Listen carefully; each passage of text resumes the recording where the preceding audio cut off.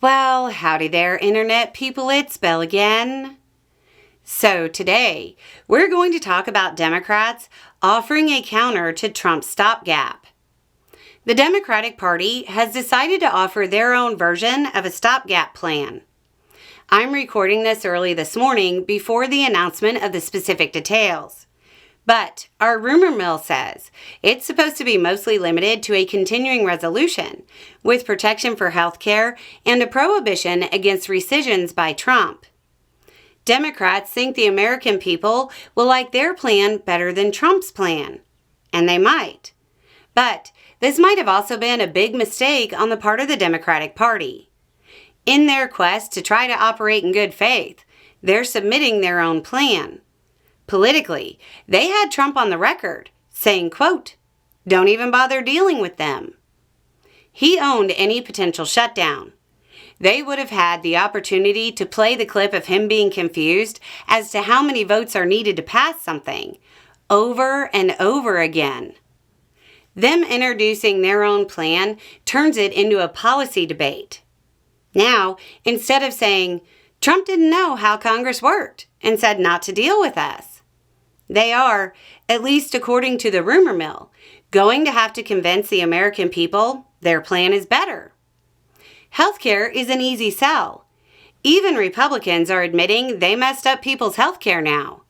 Just Monday, Republican Senator Susan Collins said, quote, "As the implications of the bill become better known, I think there's going to be tremendous pressure to change the law." They know they messed up, but they also have to explain why Trump's rescissions are bad, and anything else they decide to add. Rescissions aren't an easy sell. The President of the United States didn't know Republicans didn't have enough senators to pass things on their own. And the Democratic Party is expecting the average American to have a firm opinion on a federal budgeting maneuver. I'm not sure that's a great strategy. They're going to have to find a way to put rescissions in everyday language. Something like, the Constitution says Congress writes the paychecks. A rescission is when Congresspeople from all over the country representing their areas vote to write a paycheck. They write the paycheck through legislation. The president signs the paycheck. And then later, the president gets moody and without congressional approval, refuses to deliver the paycheck to the person who was supposed to get it. If they walk out speaking in Capitol Hill speak, they're cooked. It's a very simple concept that congressional language made complicated. The president is refusing to pay the bills the country agreed to. The other danger for Democrats is the desire to put in everything they want. They have to keep this simple if it stands any chance.